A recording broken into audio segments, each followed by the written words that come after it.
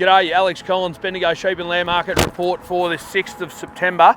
13,500 lambs there today, included 9,500 new seasons lambs. There's a good run of suckers come forward, not the big super end, not a heap of the heavy end weights, but a very good run of trade lambs. Lambs sort of starting to come to hand now with a bit more sunshine starting to get around. They met a very strong market, very good inquiry. No sale at Dubbo because of a COVID issue up there and rain along the river on the weekend.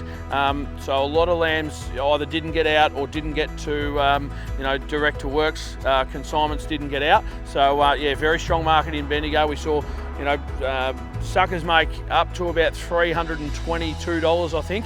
But a lot of lambs made in a bracket from $225 through to $255. That covered most of your trade sort of lambs. Most of them. $10 to $10.50, I reckon, on the new seasons lambs. If you wanted to buy a run of trade lambs, you wouldn't be out under 10. The heavy end lambs, more sort of $9.60 through to sort of $9.80, $10 in places probably. Old lambs, very dependent on quality, as it has been the last couple of weeks. Certainly we've seen old lambs sort of be a little bit in and out depending on quality. Real heavy lambs up to sort of $335 today, but a lot of lambs in that older heavy type bracket, $250 through to $275. I think those lambs are sort of $940 to $960, somewhere in that sort of range. If you're rough and old, possibly you'd buy a few lambs through there in sort of the late eights. But yeah, certainly all the lambs selling very, very well today. 6,500 mutton there.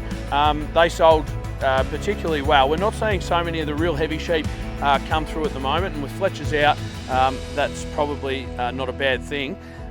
They're selling really well though, the lighter end sheep. A lot of sheep from 190 through to 220. Good runs of weathers up at sort of 225 to 235.